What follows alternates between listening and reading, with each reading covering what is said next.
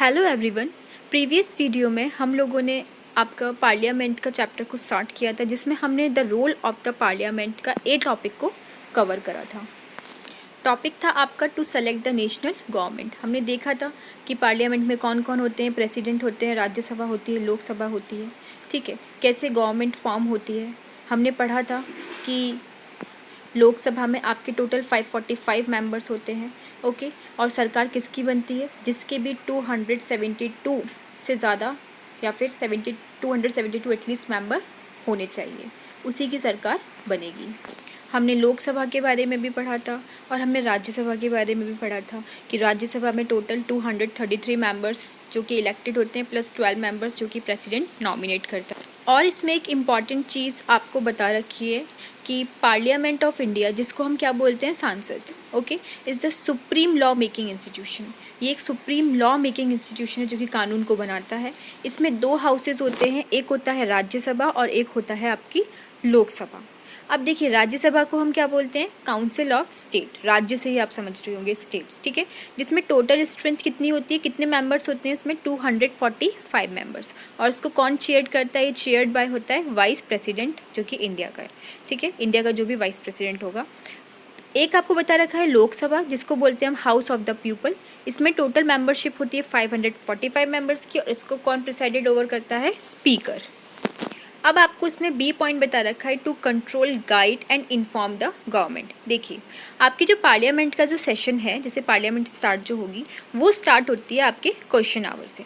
अब question our का मतलब क्या होता है, क्वेश्चन आवर्स में क्या होता है, आपके जो भी एमपीज़ हैं वो गवर्नमेंट से डायरेक्टली क्वेश्चन करके पूछ सकते हैं। उनको जो भी पूछना है, जो भी इंपॉर्टेंट इन्फॉर्मेशन लेनी हो, वो उस इंफॉर्मेशन को ले सकते हैं। अब देखिए, जैसे हमने बताया था कि अलग अलग एमपीज़ को हम अलग अलग ड्यूटी दे देते हैं, जैसे लाइक कोई फाइनेंस मिनिस्टर है, ठीक है, कोई आपका हेल्थ मिनिस्टर है, तो ये लोग उन लोगों से भी क्वेश्चंस क्या कर सकते हैं, पुट अप कर सकते हैं। इन लोगों से पूछ सकते हैं कि आपके में आपने क्या क्या पॉलिसीज़, आप कैसे काम कर रहे हो, कैसे चला रहे हो, ये सब इन सब के बारे में पूछ सकते हैं। अब देखिए, इन सब चीज़ों में अपोजिशन पार्टी सबसे ज़्यादा इंपॉर्टेंट रोल प्ले करती है। अब आप हो, ठीक है, आप कोई काम कर रहे हो, आप खुद तो अपनी कमियां बता नहीं सकते, बट जो अपोजिशन पार्टी जो होगी वो आपकी एक एक ड्रॉबैक, आपकी एक एक कमियों के बारे में बता सकती है। आपको बता सकती है कि आप इस काम को ऐसे करो, ऐसे करोगे तो ये काम ज़्यादा अच्छा होगा। तो जो अपोजिशन पार्टी होती है बहुत ही क्रिटिकल रोल प्ले करती है एक healthy functioning of a democracy, क्योंकि जब आपको आपकी कमियाँ पता चलेंगी तो आप उनको सॉर्ट आउट करोगे और आप फिर अच्छे से काम करोगे। अब देखिए, जो भी एमपीज़ जो आपसे क्वेश्चंस पूछ रहे हैं, आपको फीडबैक भी देना पड़ेगा, उसका आंसर भी आपको देना पड़ेगा। अब आप कोई पॉलिसी लाना चाहते हो, तो आपको उसको फाइनेंस की भी ज़रूरत है, पैसे की भी ज़रूरत पड़ेगी, तो उसकी भी अप्रूवल आपको गवर्नमेंट से लेनी पड़ेगी, पार्लियामेंट। इस तरीके से हमारी जो पार्लियामेंट है कंट्रोल करती है, गाइड करती है और इन्फॉर्म करती है गवर्नमेंट को। तो इस तरीके से जो हमारे एमपीज़ हैं, जो कि क्या करें, एक टाइप से रिप्रेजेंटेटिव हैं लोगों के, पीपल के, उनका सेंट्रल रोल होता है कि वो कंट्रोल करते हैं, गाइड करते हैं और इन्फॉर्म करते हैं पार्लियामेंट को, ओके। तो ये बहुत ही एक अच्छा एस्पेक्ट है फंक्शनिंग का, किसका, इंडियन डेमोक्रेसी में। अब देखिए, सी पॉइंट क्या था, लॉ मेकिंग। लॉ मेकिंग जो है एक सिग्निफिकेंट फंक्शन है पार्लियामेंट का। क्या बनाती है, कानून बनाती है। इस लॉ मेकिंग को हम पूरा डिटेल में नेक्स्ट चैप्टर में पढ़ेंगे। लास्ट आपको बता रखा है, who are the people in parliament. अब पार्लियामेंट में कौन कौन से लोग होते हैं। अब देखिए, पार्लियामेंट में बहुत अलग अलग डिफरेंट बैकग्राउंड से आए हुए लोग होते हैं, ठीक है। अब बहुत सारे रूरल मेंबर्स भी होते हैं, बहुत सारी रीजनल पार्टी से भी अलग अलग रीजनल पार्टी के लोग होते हैं। तो ये जो ग्रुप है, ये पीपल्स का जो ग्रुप है, ये सब क्या बनते हैं, एक मेंबर बनते हैं पार्लियामेंट के, एमपीज़ होते हैं। अब देखिए, इन पॉलिटिकल पार्टिसिपेशन में मतलब आपके लिए अब इनके लिए सीट्स बढ़ाई गई, किन के लिए, दलित्स के लिए और बैकवर्ड क्लासेस के लिए।